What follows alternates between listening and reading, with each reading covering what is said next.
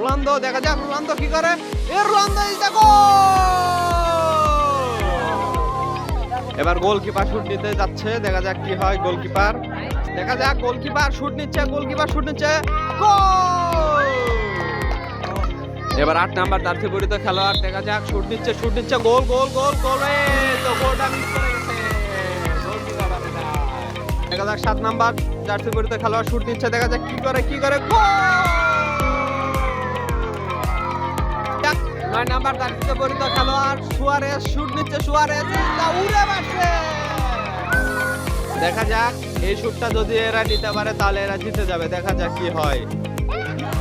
ও man, miss করছে। দেখা যাক 9 নাম্বার জার্সি, 11 নাম্বার জার্সি। ও এইদিকে